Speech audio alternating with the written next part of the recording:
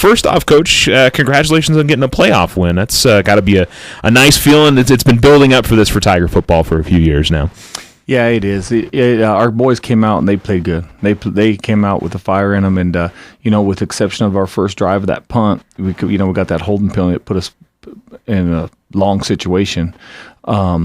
Besides that, right there, I think we played pretty good ball. I thought defense played well. I thought offense played well. So I thought it was the most complete game you guys put together all season long. Yeah, we're starting to peak, I think, at the right time. There's no question about it. I think. Because we made Del Norte look like a pretty bad team, and they're not a bad team. That's what I thought. Because I thought Del Norte was much better than that, and I thought about it afterwards, and I went, maybe it was just the fact that Alamogordo went out there and played well on Friday night. We played really well. Our team came out. We played good. We played really good football, and they came out with a pretty good fire in them. And it was easy to motivate them. All I had to remind them is, you seniors, I said, this could be your last home game ever, and. Boy, they looked around. They thought about that. They're like, yeah, because we're not guaranteed anything down the road, And so, it was pretty easy to motivate them. And they came out and they played pretty darn well. I didn't let Kyle and Dee run the ball a whole lot in that third quarter and fourth quarter. I just didn't need to. So, but it was nice. It was nice getting all our receivers involved in the game, all of them. Yeah, everybody had an opportunity in that one. And, one group I do want to mention, and I don't know if you saw the same on the tape, but I thought the offensive line, guys were doing, the 2 or 3 plays where you had, guys pulling from the left side or the right side or vice versa, and they were crisp, I thought, on Friday. They were crisp and pancaking. They were coming with some vengeance. There's no question about it. They know where we are right now, and I'm expecting nothing different this week. I'm telling you, our boys are ready to play. I'm excited about our game on Saturday, and we'll see what happens. I felt all along, and I've talked to you about it. I feel us and Artesia are the top teams in 5A, and I know we're not ranked there, but I'm telling you right now, obviously. I don't know if the NMA looks at film or not. I have no idea, but I feel we're the top 2 teams in 5A, and so it's on. We would have liked to meet these guys in the state championship. That'd have been, good for the NMA because it'd have been a sellout crowd. But it doesn't matter. We're playing for a state title, and it's on right now, and. We'll see what happens. Yeah, got to have the same mentality every time you go out there going forward. Whether it's the state, obviously the nerves may be a little bit higher when it's a state championship game, but as you said, you talked to the seniors last week and told them, this could be their last time playing football, and it's the exact same situation this week for them too. Oh, it is, and I don't know. Our practice has been pretty darn good. Yeah, you see the fire in our kids. They know. They know what's at stake right now, and they believe. That's huge. They know we could beat Artesia. There's no question in any of our kids we can beat them, and we're gonna go down there and we're gonna make it happen. So I'm excited. Well, and you said you thought the defense played well. I can't say enough about how much they've improved in the last month. Yep. And last week, was again they just the intensity and their ability to get to the football. That's the key against that offense. You've got to have the aggressiveness, and they had it again last week. Obviously different looks against Artesia, but just a ton of credit to the defensive linemen and the linebackers and the way they've improved over the last few months. It's been big.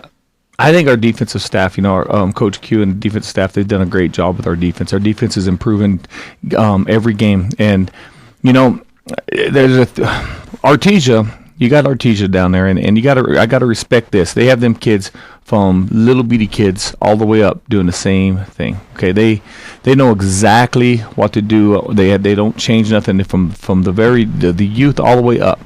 And unfortunately, we're not that point. And so you think about it. So it's taken us a while to get to where we need to be. They're where they're going to be. The only thing is, they might jump it up a little bit because it's playoff or whatever. But with us, we started with a lot of kids that have never played in a varsity football game.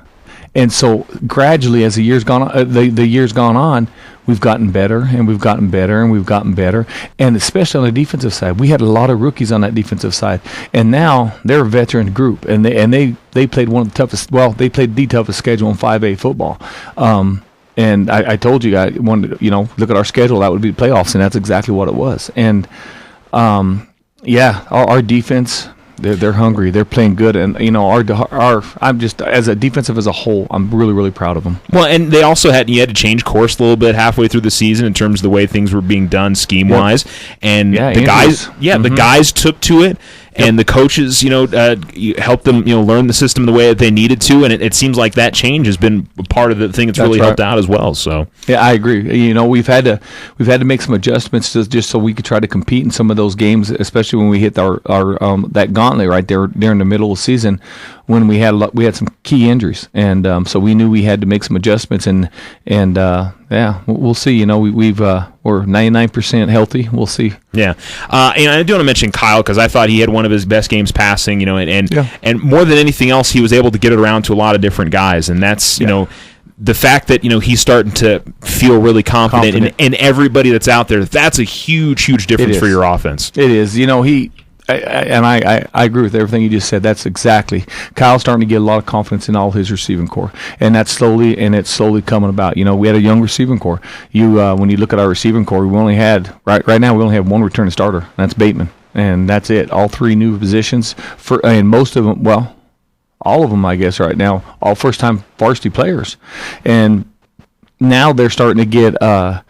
Kyle's starting to believe in them. They're going to make that play when they need to make that play. And so, it's nice to watch because they're all, Shamar and Johnson and Hill and Collins, they're catching footballs, and it's exciting. It's exciting. Yeah. So, and, of course, we have to mention D. He had another great game for you guys. And he's a man.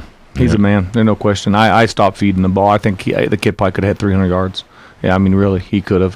With the way our O-line was playing, our O-line was just, they were playing good. And we didn't.